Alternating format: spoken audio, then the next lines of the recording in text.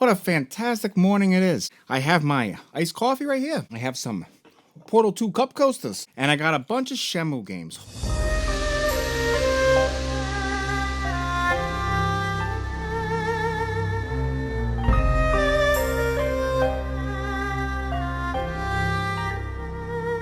Alright guys, it's been a long time. Listen, I'll be honest with you. A part of me, a big fucking part, didn't even think that Shenmue 3 was actually gonna come out.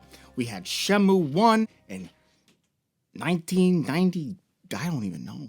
Everyone is lined up for the most exciting, action-packed series of all time. Shenmue. Now you guys know that's not true. Shenmue is known to be painfully boring and incredibly slow-paced. But that's okay.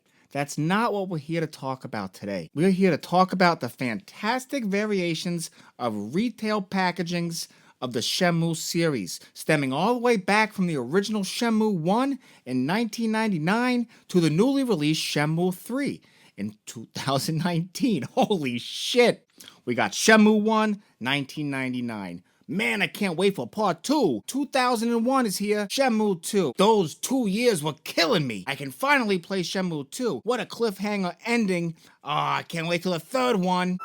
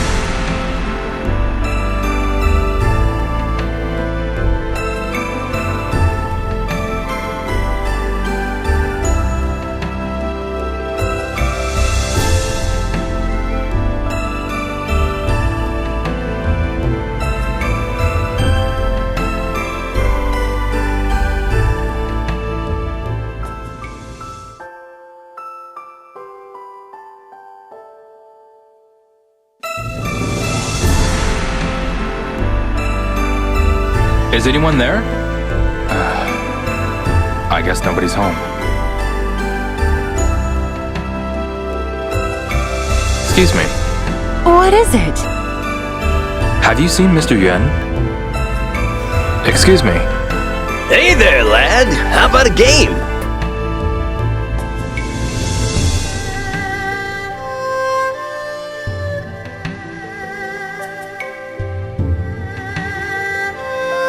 This is cool. A really long time for Shenmue 3 to come out, but it's out.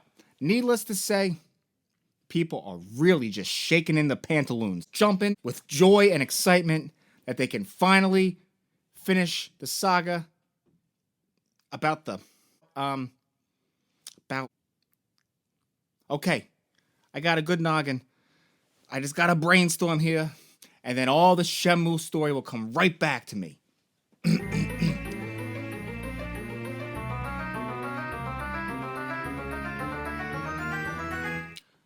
There we go. Shenmue, the original for the Dreamcast. You got Ryu, who is living with his parents. You know, he's just doing his thing. He's playing Space Harry on the Sega Saturn. He's just a bum, just a teenage bum, doing whatever. Then one day these bad dudes come in and they're like, "Yo, Ryu, where the fuck's your dad at?" And he's like, "Get out of here. I want to play my goddamn Space Harrier. Leave me alone." And then they just bust in and they just go to his dad and they're like, "Fuck you, dad." And they kill the guy. He's dead. They just knock him out. He's done. And his dad says something along the lines like,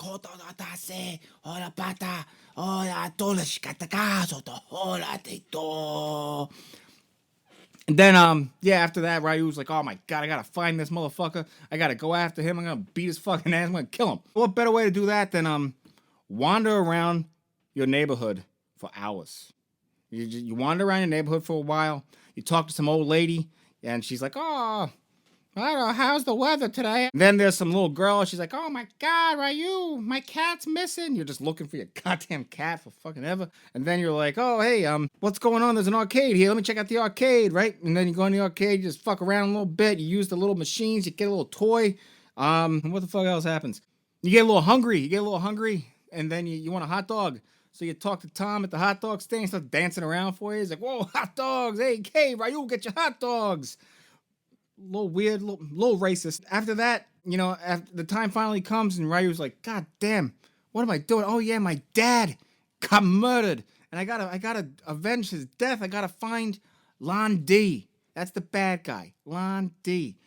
I remember there's a scene where he's like digging around in his house and he's like, oh shit, what the fuck's this? And he just starts punching the wall. And then he finds this mirror thing and he's like, oh man. And then you're like, oh, the mirror will make you strong. You can get Lon D. Oh, you go to a ship port where there's a bunch of boats and ships, and you find some sailors, and the sailors are like, hey, who the hell are you? Let's duke it out, and they fight. You just fight a little bit, and then there's this old guy. This fucking old guy from Lord of the Rings, and he's just like And that's all I remember really about that. Then you go back home. You go back to the arcade. You talk to some more people, and then I believe you're like someone tells you, I forget who the fuck, but somebody's like Lon D, he's in Hong Kong. Came for your Hong Kong ticket, did you? And then you're like, okay, I'm going. And then that's it. You leave. You go. Shenmue 2. You start right out off the boat. You're like, hey, I'm in Hong Kong. You walk into this big this big area, and you start gambling. You just start gambling. Just throw down some money. You just throw it on the table. You just fucking around. You got a gambling problem. That's what you got a gambling problem. You try to make as much money as you can. You can lose it all too. So be very careful, folks. Besides that, I think Shenmue 2 is a much bigger game than Shenmue 1, so a lot more things. A lot more is happening. A lot more is going on. There's a library. You go to a library. You're carrying books and you're balancing them around, balancing the books. There's a scene with a girl. She has a motorcycle. You ride on the motorcycle. There's a guy who has funny hair. And then you meet a girl and you walk through the woods for a really, really, really long time. And then they say something about Lon D. You find something out. And then the credits roll. That's the end. And now we're almost 20 years later, we're going to get some fucking answers, right? But enough of that. And I can't tell you anything about Shenmue 3. I can't give you any spoilers. I can't give you any insight because I haven't played that bad boy yet. I've been wanting to play it, for about like 15, 16 years. But when the 17th year hit, I started to lose interest a little bit, Forget all about that. We're talking about the packaging here. The packaging. So let's go through it, okay? This is where all the magic started, guys. Shenmue 1. Oh my goodness gracious. Just for you little youngins out there, Shenmue 1 came out in the Dreamcast, which is a console that was made by Sega. It's one of those systems that did everything right at a point in Sega's life where they could not come back from doing so many things wrong. So, Shenmue, here we go. We got some people on the front. We got the girl that I forget her name. We got Ryu. Ryu. That's I'm gonna keep on saying that. I hope that's right. We got Lon D. He's the baddie right there. He killed your dad, so you better not like this guy. Oh boy. In the back, we got the experience begins. Okay, let's see. A massive and highly detailed 3D world, unlike anything ever seen. That's true. It had a real time. God, how do you even say that? The clock, the fucking day and night, the clock, it's spinning in real time, daytime system. I don't know. Cool in theory, very annoying when you're actually playing because I just remember so many times you're just waiting around to get to a certain period. They're like, oh, come between 3 and 5.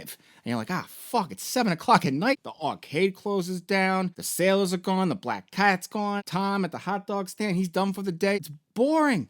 Anyway, real-time fighting with moves learned throughout the game. Motion capture with real Budo.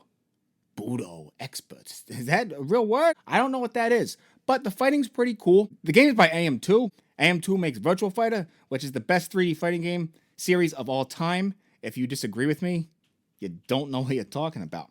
I think it's a variation of a Virtua Fighter engine. I guess it would be more of a variation of Virtua Fighter 3, the worst one in the series. Even with that being said, it's a pretty cool fighting engine for a game that's so painfully slow. Magic, weather, and time control technologies. That's what they call it. You bring this world to life in real time by dramatically affecting changes to the environment.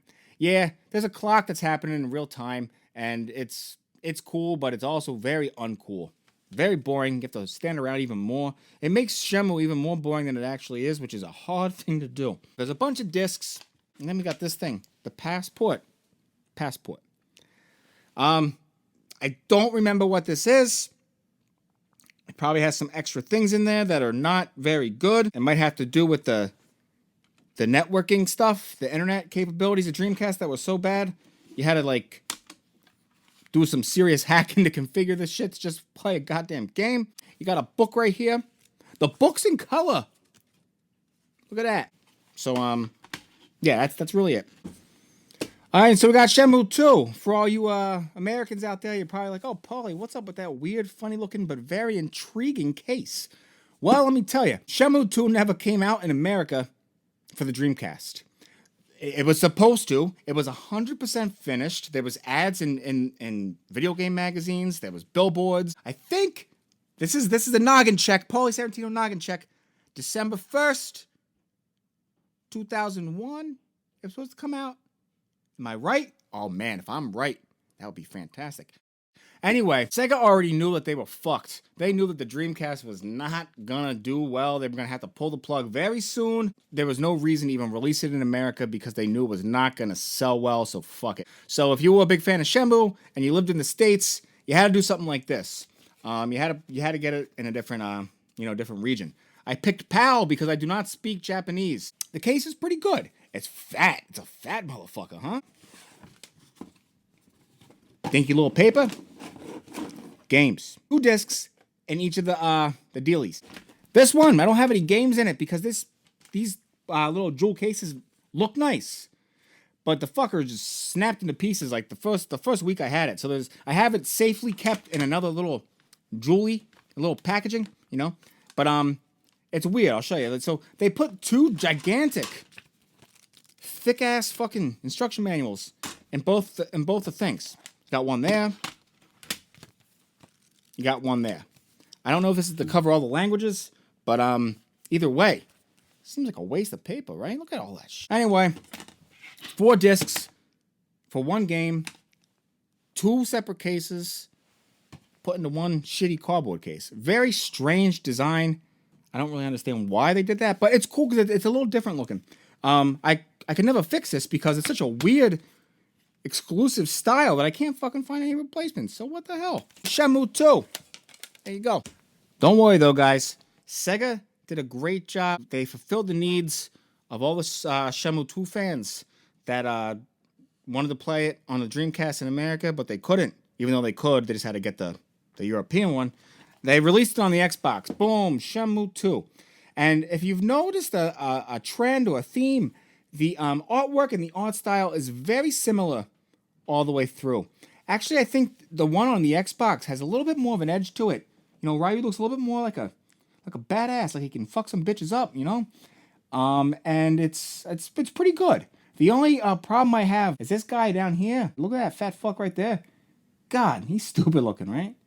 And the bottom, if you haven't noticed, right off the bat, it tells you a little secret. Boom. Included is the feature-length DVD, Shenmue the movie. That's right, guys. They made a movie for the original Shenmue as a great way to catch up on all the story you might have slightly forgotten. So you're right in tune when you're playing Shenmue 2. Wow. It's crazy that they made a movie. I thought you said Sega had no money. Well, they didn't. And they didn't really make a movie. All they did, this is it right here. All they did is they just fucking chopped the goddamn cutscenes up from the game and they just spliced it together like it was a movie. So it's like all of the most boring aspects of Shenmue 1, but without the ability to actually play. So they somehow managed to make it even more painful and boring. Weird. You got this stupid little flappy thing that a lot of double disc games did for the Xbox. So you got little inserts, right? So Microsoft has to include their little dealie right here. They give you a little look of all the fantastic Xbox games for the original Xbox that you will never want to ever play. And then we got some little art book stuff. You got a little instruction manual right here. There you go. Shenmue 1 and 2.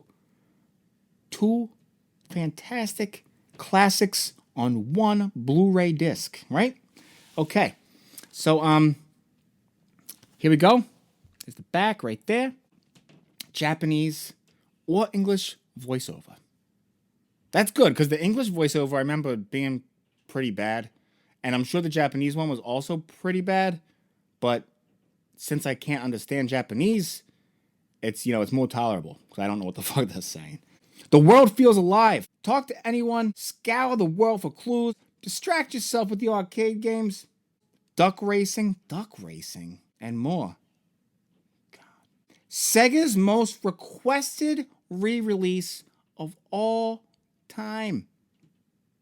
Wow. That might be because Sega, it's like the only game that Sega hasn't re-released like 30 times already. And at the very bottom, you get a little gift. They give you a little treat. It says, includes an exclusive double-sided poster and reversible cover. Double-sided poster is stupid, by the way, because a poster you're supposed to fucking hang up. And then you got a double-sided one. So you got to pick and choose which one is the more superior poster to hang. Whew, that was painful. Okay, let's get to the real stuff. Shenmue 3. Shenmue 3.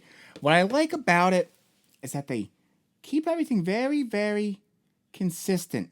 Consistency is key. It feels like it hasn't been fucking 18 years since the last one came out. A bunch of console generations came and went, but Shenmue 3 didn't skip a beat, What I'm most curious about, though, is if they have an instruction manual even in here. Because it's crazy. It's hard to find one these days. You gotta buy like a special edition. And if you buy a special edition, all you get is like a little card. It's like, thanks! Download this special code to get a super sword that you and only 80,000 other people have. Oh, that smells... I don't like that smell.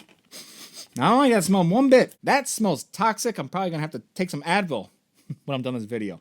Okay. Nope. Nothing. That's goddamn disappointing. Shenmue 2, for the Dreamcast, the manual is like this fucking thick. Anyway. This is that steel book. The steel case. Now, this is exclusive from Best Buy. If you pre-ordered the game, they give you the steel book. So, steel case. Steel bookcase. Steel, metal case. Looks fancy. I like it, actually. I like it a lot. It's got the cherry little blossom lilac tree. And it's funny because whenever I see this, I know they're very popular in Japan, but all I think of is that fucking stage in Bushido Blade, where you just fucking and you're killing everybody, but the cherry blossom trees are like the petals are flying all over. God, what a game! What a game! Whew. They should bring something like that back, It's very simple, a little clunky, but the whole fact that one good blow, and you're done, you're out for the count. That's a good goddamn game. I forgot about that game. Oh yeah, look at that. Look at that. This has a little bit of a raised texture to it. That's the Phoenix Mirror. That has all the secrets. No book. No book. I wouldn't expect the book just for this, but you got a little design in the back. And what's funny to me is it's got the little holders for the instruction manual of the book, but there is none. So, the hell you guys want me to do? That's it. There's gonna... I was gonna say there's gonna be a follow-up video, of my reaction and my impressions of Shenmue 3. I don't know, guys. I don't know if I'm actually gonna be able to play this one. Who am I kidding? I'm gonna do it for you guys. I'm gonna do it for you, so I can give you a complete story breakdown analysis. Oh my God, that just sounds fantastic. Until next time, guys, I'll see you later. And just remember, just to keep on shopping at Toy Vault and keep on coming by so I can give you all the insight.